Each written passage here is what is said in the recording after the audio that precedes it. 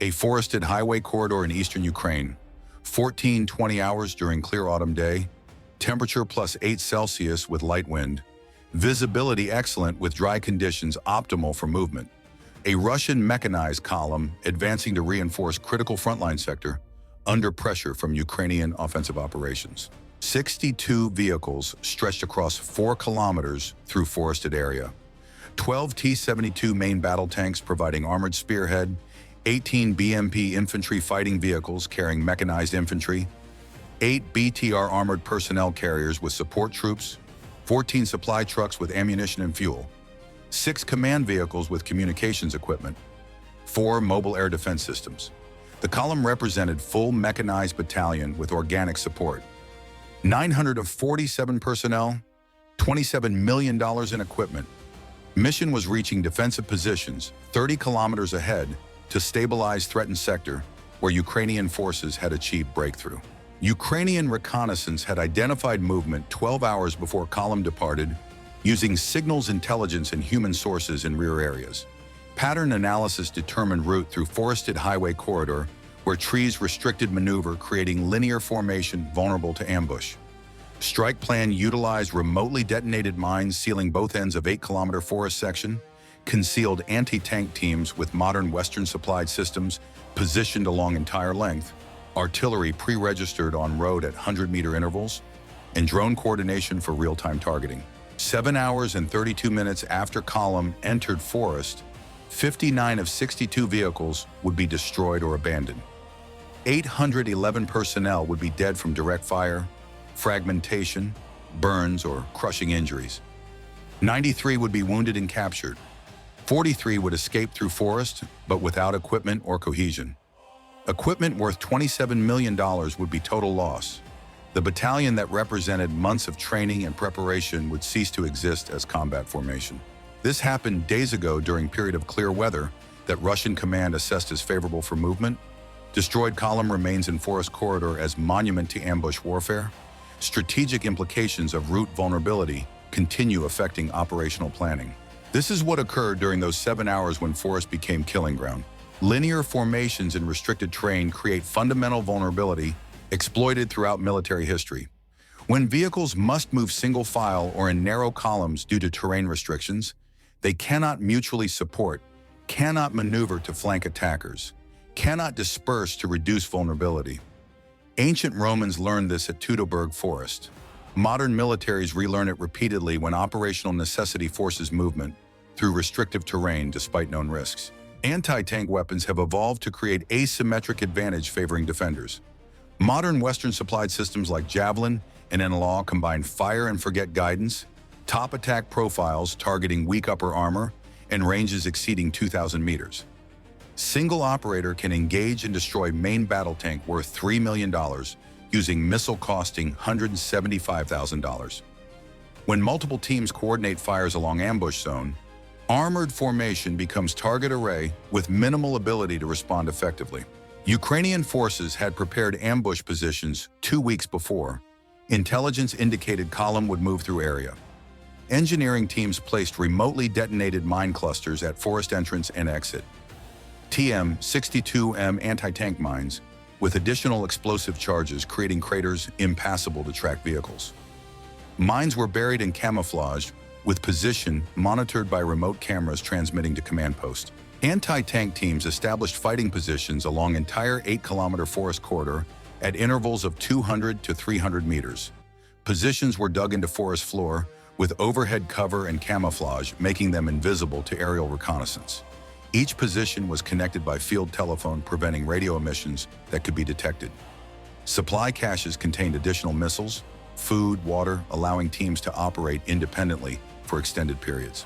Artillery survey teams calculated fire missions covering entire ambush zone with coordinates stored in fire control computers. 3 artillery batteries were positioned 8 kilometers away, 18 150mm guns with combined rate of fire, allowing sustained barrage. Ammunition was pre-positioned with mix of high explosive, cluster, and smoke rounds. Fire plans were rehearsed but not executed until ambush was triggered, preventing alerting enemy to preparations. Drone operators established observation posts with overlapping coverage of entire corridor. Small commercial quadcopters with thermal and optical cameras provided real-time surveillance.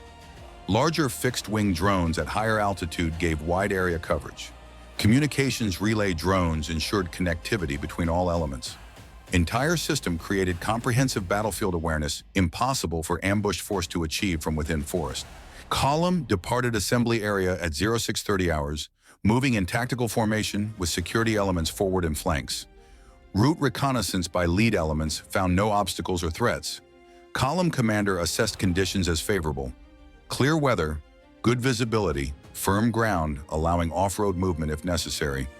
Intelligence summary indicated no known enemy forces in area. Assessment was catastrophically wrong. At 1420, lead security element entered forest corridor. Trees restricted formation to 2 vehicles wide maximum, with most sections allowing only single-file movement. Spacing compressed as drivers maintained visual contact with vehicle ahead in forest shadows. Column stretched across 4 kilometers, with vehicles separated by 30 to 50 meters. Optimal spacing for ambush, creating maximum number of targets in kill zones simultaneously. Ukrainian observation posts tracked column entry. Updates were transmitted to command post confirming vehicle count, types, formation, speed. As first vehicles reached midpoint of forest corridor and trailing vehicles entered, engineering teams armed mine clusters. Anti-tank teams confirmed readiness. Artillery batteries loaded and aimed. Drone operators positioned aircraft for targeting. Everything was synchronized, waiting for command. At 1438, entire column was committed to forest corridor, with forward elements at 6-kilometer point and trailing elements just inside entrance. Engineering commander received authorization and detonated mines at both ends simultaneously. Forward mine cluster destroyed road, creating crater 5 meters deep, blocking exit. Rear mine cluster sealed entrance. In 5 seconds, 62 vehicles were trapped in 8-kilometer linear formation, with no escape forward or rear in forest on both sides, preventing cross-country maneuver. Lead tank commander immediately understood situation and issued contact report, but radio transmission was jammed by Ukrainian electronic warfare systems. Column commander attempted ordering defensive posture, but communications were degraded. Some vehicles received partial orders, others received nothing. Confusion spread as crews tried understanding what happened and receiving no clear guidance. At 1441, anti-tank teams opened fire simultaneously along entire ambush length. 18 Javelin missiles launched within 20 seconds, targeting tanks and infantry fighting vehicles from concealed positions. Javelin's top attack profile strikes tank turret roof, thinnest armor area designed to reduce weight. Tandem warhead defeats reactive armor, then main charge penetrates, creating explosion inside crew compartment. First tank struck at 1441. 03 suffered catastrophic kill. Missile penetrated turret roof, detonating ammunition storage. Explosion was enormous, ejecting turret completely from hull and killing crew instantly. Tank erupted in fireball with secondary ammunition explosions continuing for 3 minutes. Burning wreck blocked road, preventing vehicles behind from advancing. Within 2 minutes, 11 more tanks were struck. Some suffered catastrophic kills with turret ejection. Others suffered mobility kills. Tracks destroyed, engines damaged, crew killed or wounded, but vehicle structurally intact. Results varied based on impact point and ammunition storage state, but all became combat ineffective, unable to maneuver or return fire effectively. Infantry fighting vehicles and armored personnel carriers were targeted next. Their lighter armor provided minimal protection against Javelin's warhead. Penetration created explosion inside troop compartment, killing or wounding infantry being transported. Some vehicles had troops dismount before being struck. Others were hit with troops still inside, resulting in horrific casualties. One BMP struck at 1443 had full infantry squad of 8 soldiers in troop compartment. Missile penetrated rear door, creating explosion that filled entire interior with overpressure and fragmentation. All 8 soldiers were killed instantly, some from blast overpressure rupturing internal organs, others from fragmentation shredding bodies. Vehicle commander and driver survived in separate forward compartment, but were trapped in burning vehicle and died from smoke inhalation before escaping. Anti-tank teams repositioned after firing, using prepared withdrawal routes to alternate positions. Javelin is fire and forget system. After launch, missile guides itself and operator can immediately displace. This mobility prevented counterfire even when Russian forces identified launch positions. By the time heavy weapons were aimed at suspected position, operators had moved to different location and prepared to fire again. Artillery joined engagement at 1447. Fire missions covered entire corridor, with shells landing in sequence from front to rear. High explosive rounds targeted vehicles and personnel. Cluster munitions spread sub-munitions across wide areas, engaging soft targets. Smoke rounds created obscuration, preventing Russian forces from identifying threats or coordinating response. Artillery fire was not mass barrage but sustained harassment.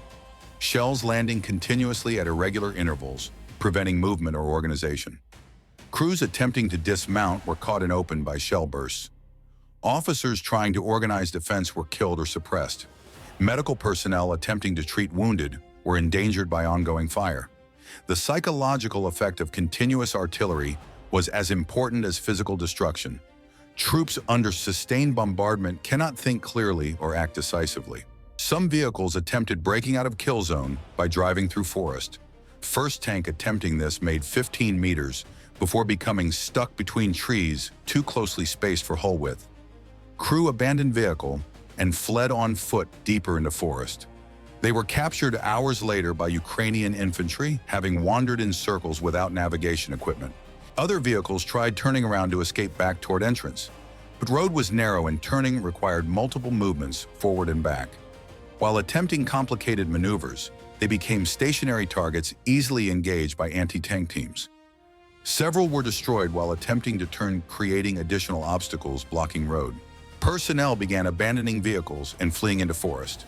Some junior officers tried organizing infantry for counterattack against suspected ambush positions, but Ukrainian forces were invisible in prepared positions, and attempts to assault resulted in heavy casualties from concealed machine gun fire.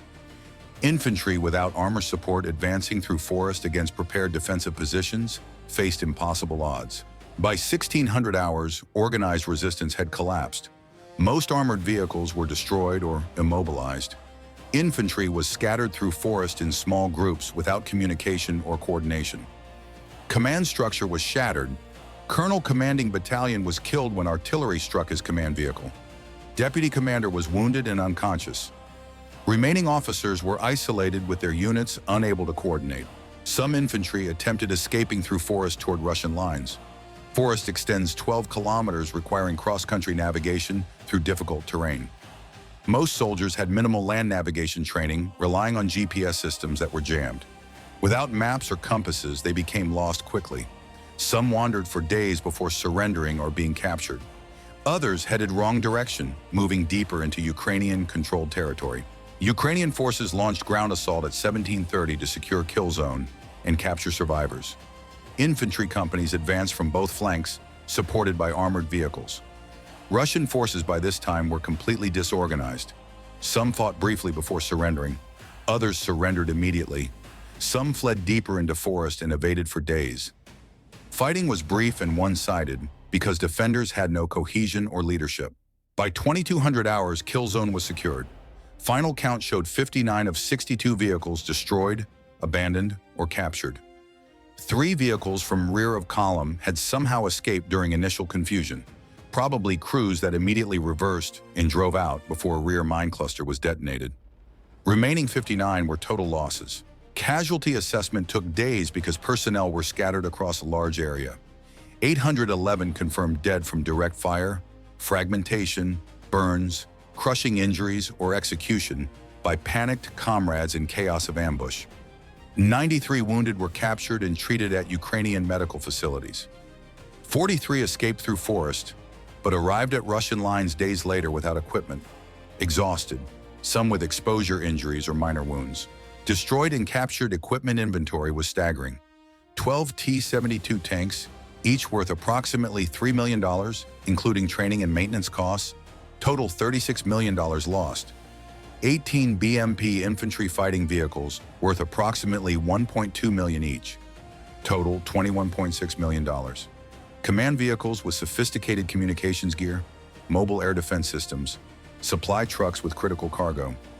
Combined equipment value exceeded $50 million, representing months of production and training. But equipment could theoretically be replaced given time and resources. Personnel losses were irreplaceable in practical terms. 947 soldiers and officers represented battalion's entire combat strength. Training mechanized infantry battalion requires 6 months minimum from conscription through individual training, unit training, combined arms exercises. Replacing casualties would require drawing from already strained manpower pools and retraining new unit from scratch. Strategic consequences rippled immediately through operational planning. Sector that column was supposed to reinforce remained vulnerable with no mechanized reserve available. Ukrainian forces exploited weakness, launching expanded offensive that gained 12 kilometers over following week. Other Russian units were shuffled, attempting to compensate, but created gaps elsewhere. The loss of single battalion created cascading effects across entire front. Psychological impact affected surviving units in region. Soldiers who heard about ambush became reluctant to move through forested areas. Officers became overly cautious, routing movements through open terrain even when longer. Timidity created by disaster exceeded actual threat, because while this ambush was devastating, most movements were successful. But perception trumped statistics, causing operational friction. The ambush demonstrated that despite technological advancement, terrain remains a fundamental factor in warfare. Restricted terrain channels movement, creating predictability. Predictability enables preparation. Preparation with modern weapons creates overwhelming advantage. Russian column was trapped not primarily by weapons, but by geography. Forest restricted their movement, and that restriction made ambush possible. Modern anti-tank weapons eliminate armor advantage in restrictive terrain. Tank in open terrain can use mobility and standoff range to engage targets while avoiding close combat. Tank in forest corridor becomes slow-moving target, unable to maneuver or use range advantage. Infantry with modern guided missiles can engage from concealment at ranges where tank cannot effectively return fire. Asymmetry heavily favors infantry defending prepared positions. Command and control degradation was as destructive as weapons effects. Once column was ambushed and communications jammed, units could not coordinate response. Each vehicle or small unit acted independently based on local situation without understanding overall picture. Some fought, some fled, some surrendered. Actions were tactical reactions, not coordinated strategy. Without cohesive command, force ceased being formation and became collection of individuals struggling to survive. Ukrainian planning exploited these vulnerabilities systematically. Reconnaissance identified route and timing. Engineering sealed escape routes. Anti-tank teams covered entire kill zone. Artillery prevented organization. Electronic warfare degraded communications. Ground assault secured objective. Integration of multiple capabilities created synergistic effect exceeding sum of parts. Russian column faced not just weapons, but comprehensive system designed to destroy them specifically. The forest corridor that day was geographic feature. The killing ground was deliberate creation requiring weeks of preparation, precise intelligence, coordinated execution, and ruthless exploitation of enemies' predictability. Modern technology made ambush more lethal, but fundamental principles remained unchanged. Know enemy's route, prepare positions, achieve surprise, strike decisively, prevent escape. 62 vehicles entered forest expecting to reach defensive positions and stabilize threatened sector. Instead, they found meticulously prepared ambush where geography channeled them into linear formation. Modern weapons destroyed their vehicles systematically, artillery prevented response, and communications jamming eliminated coordination. 7 hours later, units ceased to exist as combat formation. No heroic last stand changed outcome. No tactical brilliance enabled escape. Geography, preparation, and weapons integration created mathematical inevitability. The forest that day was terrain feature. The massacre was deliberate operation executed with precision.